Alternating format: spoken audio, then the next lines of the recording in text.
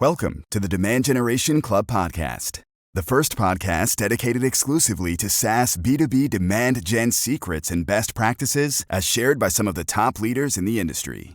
This podcast is brought to you by SaaS MQL, the account-based marketing agency that helps SaaS companies land six-figure deals with highly targeted campaigns by combining intent data, automation, and a proven methodology. SaaS MQL can help your company generate millions of dollars in sales opportunities within just a few months.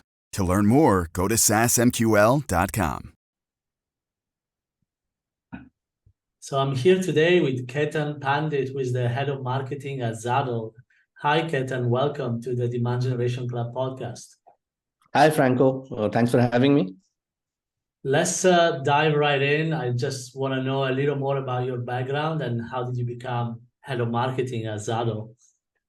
Oh, that's an interesting question. So I didn't start with being, wanting to be head of marketing at Zuddl. It's just something that happened along the way. So I've been doing events for a long time, right? So from college days and my first job and, so on and so forth, events have been a very strong suit for me. So I'm really good at it. So over a period of time while I was doing this, I was working with different types of industries. So I was with consulting, then I was with an engagement provider. I was with CleverTab before this, where again I was doing events. And this opportunity just kind of brought all of those things that I was doing for so many years together, and it was a beautiful culmination of what my experience has been, and where the industry is headed. So I joined Zuddl about 2 years ago. I'll complete 2 years in October, and it's just a great opportunity. It's just something that happened. And what excites you in particular about B2B marketing and demand generation in generating leads and opportunities? Okay, so the safe answer is that I love to experiment and I love to see. But the real answer is that most of us marketers are very atomic in nature, in the sense that we get very bored very quickly. So we want to be doing different things all the time, right? And B2B marketing, especially now, has become it moves very fast. So a lot of things are changing at all times, right? So it gives us that opportunity to try different things. It's never static. So I think that is, for me, is the biggest driving factor, and it's the most exciting thing also. That's awesome. Yeah, it feels great compared to B2C marketing, and you sell or you have an opportunity or generate leads for $5, $10, $20 versus, driving these large opportunities. Yeah. For me, at least, feel much more exciting, but I guess it's, different point of views. Yeah, I'm sure B2C has its own challenges and excitement, but for me, I think it's more B2B. I don't have experience in B2C, so I can't speak for them. But from a B2B perspective, yeah, this is, how do you get the right ICP lead at the right cost? And everything boils down to that. Exactly.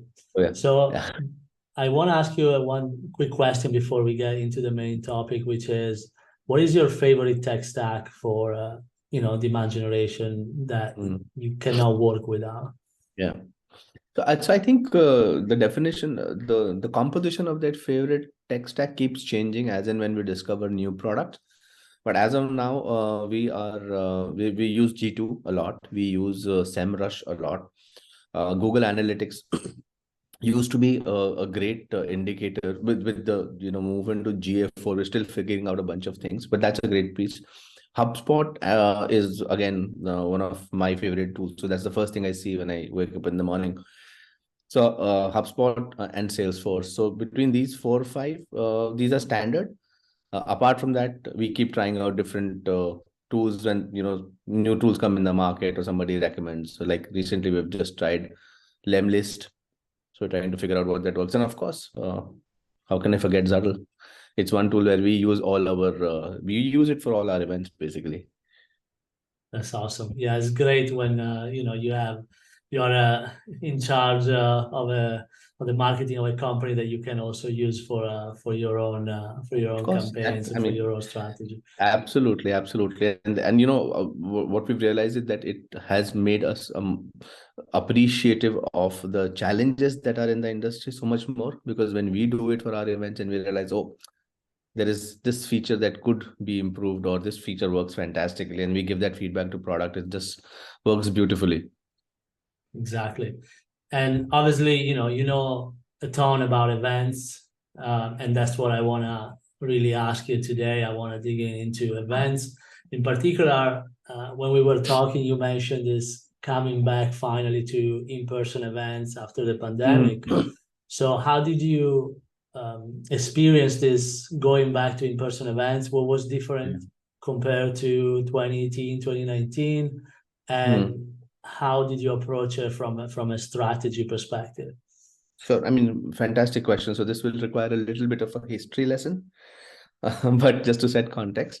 So before we all went into the pandemic lockdown, right? Events were there. Events have been around for hundreds of years, right? Any community gathering is an event. The only difference at that time was that events were looked as something that you needed to do, that was good to be. You needed to be seen at events. You needed to be seen at conferences. You needed to be seen hosting your events. And it was something that was largely focused on building your brand and awareness. And that was a typical mentality associated with doing events, right? Come pandemic, everybody, the biggest events shut down. SaaStr had to call it off. So when everybody moved virtually, over a period of a few months, the innovation that would have happened, or that would have taken at least 2 years, happened in a matter of a quarter. In 3 months, you had these fantastic looking platforms coming up with great user experience and great visuals and great designs. So you moved away from a standard boring webinar format to a much more interactive and engaging format, right? And then, there was a point in time when it became saturated. People were getting bored of virtual events, and it was very easy to get distracted because, it's after all a tab, and you would just go and do something else while that conversation went on. So engagement started kind of dwindling, and then, folks figured out different ways of engaging people, different hooks. They started experimenting with the duration of the session, the topics, the kind of people they could get. So there was a lot of innovation happening in that. But when the restrictions started easing and people started coming out of the pandemic, they were so used to this fantastic experience and being able to measure everything and every gesture, both from an attendee perspective and an organizer perspective, right? The experience was very, very different. You could measure everything. You could you see who was engaged, who was not engaged, which typically you couldn't do in an in-person event, right?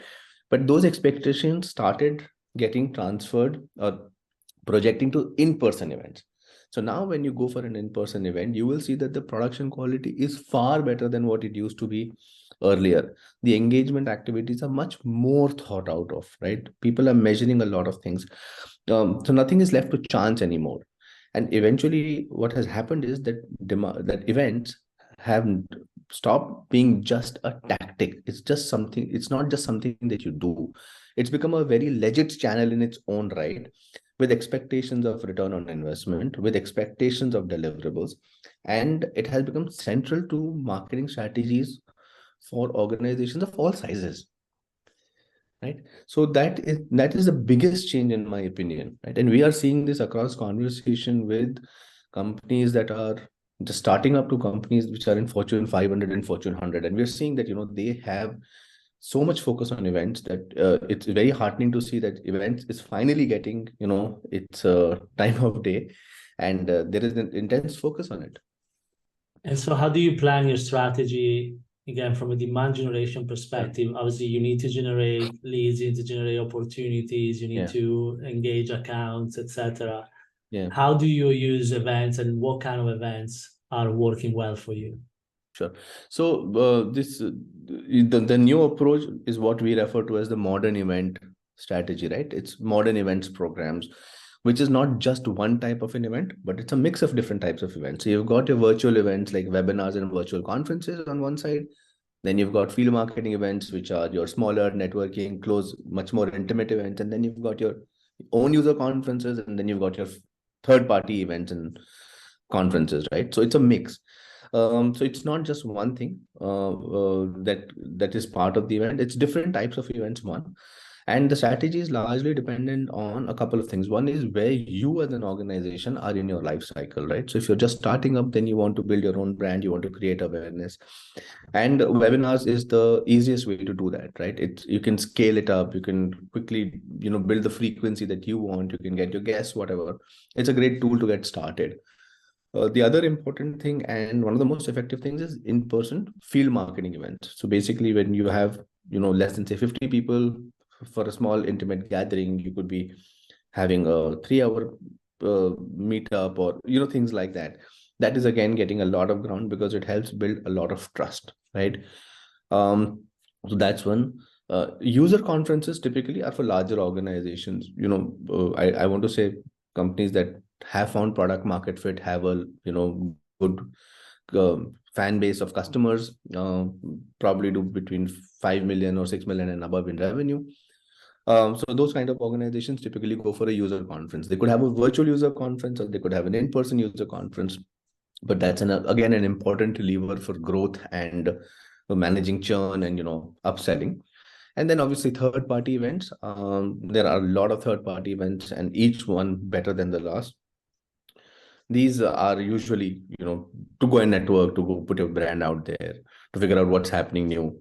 So yeah, so these are different combinations. Then you choose them based on one, where you are in the life cycle, and two, where your customer is in the buying journey, right? So for customers who don't know about you, they would like to probably start with attending one of your webinars to figure out what you are about, where you are at, what's your product like. Excuse me. In-person events are a good way to have people who are in the middle of the funnel to kind of move them down. User conferences are a great tool. And then intimate dinners and things like that are great for, bottom of the funnel. So these two things kind of decide your event strategy. And where do you see the most success today from your end of all So of from these our type of side, events? yeah, so for us, we are seeing success in in-person events, which are field marketing events and webinars. So these are two major channels for us at this stage, where we are. And for the small field marketing events, how do you decide where to host them? Yeah, Because obviously that's a you very can make interesting them, question. you Yeah, can yeah. make them happen Choosing everywhere. venue, choosing venue is not not the easiest thing. So what we try to do is we look at where our customers are and where our ICP is. Usually we try to do this in um, the centers basically, right? So we know of a few cities, for example, are the centers where a lot of our ICP is. And we didn't get to hear on day one. We kind of iterated over and over to figure out whether these work or not. And with remote working becoming prevalent, right? Most folks are out working from home or working from any other location. It becomes challenging. So we try to kind of look at their LinkedIn data, see where they are at, if there's a concentration in a specific city, and a lot of hit and trial. And obviously you're going to allocate significant amount of your marketing budget. How do you track ROI to make sure, yes, I want to continue Yeah. investing in these events, these are being Yeah. successful? Awesome. I'll give you a very tactical answer. There's no very high level answer to this. So for events, basically, at the stage that we are in, for us, building pipeline is very important, and putting the name out also is very important. So if there's an event that we are hosting, we want people to start knowing about Zuddl. So one of the success factors for us is how many people are actually coming to these events, right? So there is a massive, so the way it operates is that if you send 100 emails out, probably 20 people would respond in any way, right? That could be yes, no, whatever. And out of those 20, maybe 10 register, and out of those 10, maybe 5 will turn up, right? So that's just how it works. So we look at how many people actually responded and how many people actually turned up, because the idea there is not to sell to them, but the idea is there to make them one aware of Zuddl and help them meet other event marketers. That's our ICP. So we look at it success in that frame. We've just started this program, so it's a little too early for us to start saying, hey, this event generated this kind of a revenue, which is the ultimate goal. But for field marketing, this is what we look at. Okay. And are you able to track also how they move down the funnel? So if some of them become opportunities and then they might close like 7 or 8 months from now, you keep track of all of the Oh yes, engagement we do. across. Yes, we do that, and that's the whole point. So that's where my favorite tracks, stack components like Salesforce and HubSpot come into play. Awesome. Yeah. Do you still have a space for virtual events in your strategy? Like no webinar, but like actual virtual conferences Oh yeah. or yeah. Oh yes, yes, absolutely. So virtual events are not going anywhere. So contrary to what people are saying that virtual events are dead, they are not dead. It's just that people don't put in enough effort. Companies are not putting in enough effort to think through what is required. It cannot be a checklist item. It has to be something that people are willing to give 3 hours of their day to, right? So if you think it through, then it definitely works. We do a ton of virtual events on our platform, and when we speak to our customers, uh, you'd be surprised that it's they're not going anywhere. I don't know who started this rumor, but it's not true. Yeah, no, probably like you said, there was a point in which everyone was doing virtual conferences, but not really spending the Yeah. time and effort to make them really engaging, and they became Yes. kind of Me Too type of effort. That's right. So imagine if I have to choose between 3 hours of spending my time on a very mundane event versus 3 hours with my family, it's obviously going to be my family. But if the topic and the people and the whole conference setup is amazing and I know I'm going to get value, then I will do this and then go be with my family. So it's just about how you craft it. You have to put in the effort, and it's not easy. Virtual events are not easy at all. I agree. One thing you mentioned that really kind of caught my attention when we were talking is you are trying to build a community around, events and kind of like this whole topic. So tell me more about what is your plan to build a Hmm. community while you organize all of these events around, North Yeah. America and other places. Yeah.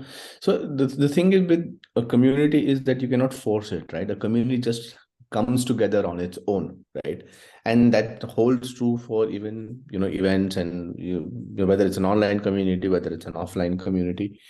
So the idea behind all of these events is that when you keep doing them one after the other on a consistent basis, you will start seeing a lot of people gather there. They will build their own trust networks within those communities.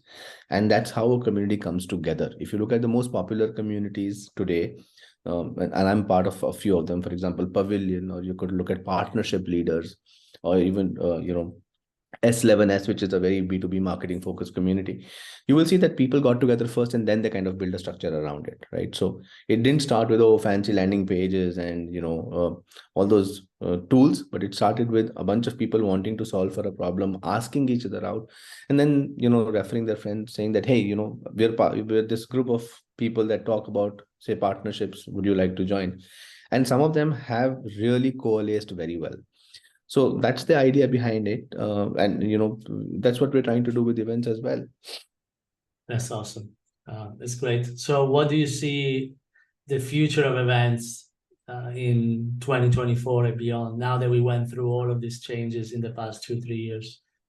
So I think it's still evolving. 2024, the way we look at it is that in person is definitely going to be a mainstay. So it's going to be very important for a lot of organizations. Virtual is not going anywhere. Webinars are not going anywhere. People are very, very cognizant of where they're spending their time. So it is going to be very, very important to plan all of these properly.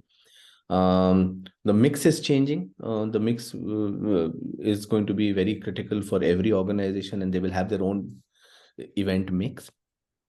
So I think in person, yeah. So just to summarize, in person is going to be very critical. People are going to put a lot of money behind it, so they will expect some sort of a return. So nothing will be left to chance. They're not looking for event vendors; they're looking for event partners. So somebody who understands and gets what they're doing, and not trying to, um, you know, what's the word? Straight jacket them into what they have built. So that's going to be very important. Um, in field events are going to be more prevalent now, so they're going to be more frequent and well thought of. So the experience of field marketing is going to be very important there. And webinars, again, if you continue doing webinars for the sake of doing webinars, it's not going to work out. You will have to really think through what the audience needs and not what you think they need. right? For your webinars to be successful. So that's what I think is going to happen in a big way.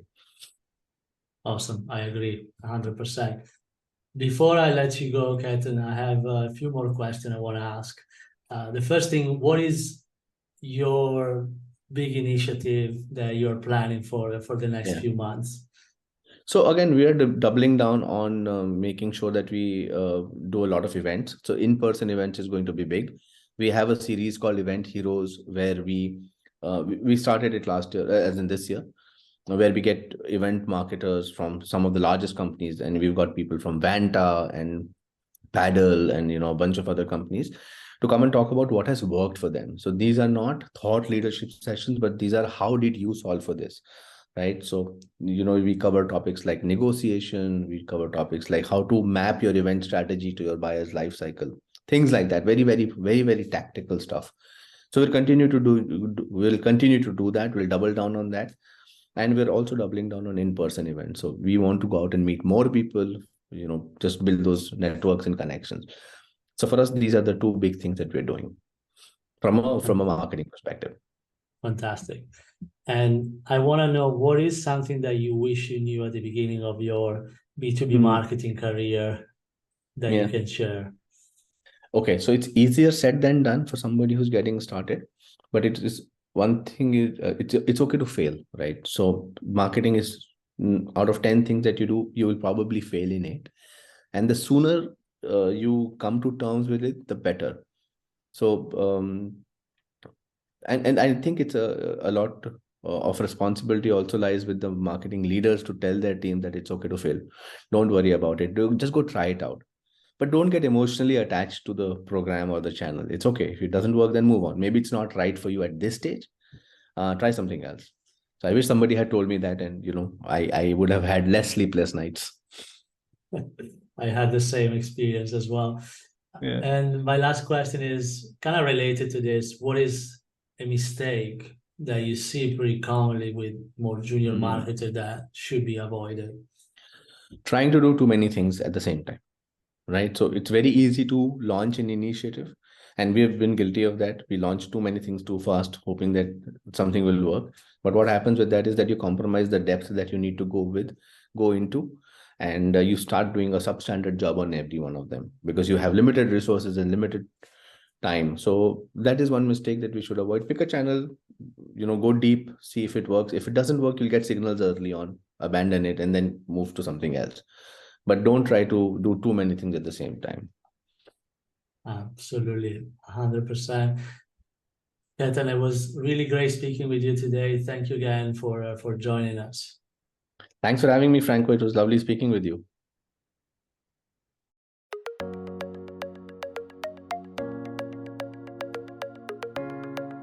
That's a wrap for today's episode of the Demand Generation Club podcast. If you're curious about how we're landing enterprise deals and unlocking millions in recurring revenue using account-based marketing and integrated direct mail campaigns, check out our website, saasmql.com. That's SAASMQL.com. We share tons of content every week on tried and true strategic ABM initiatives that actually generate pipeline from enterprise accounts. Thanks for tuning in.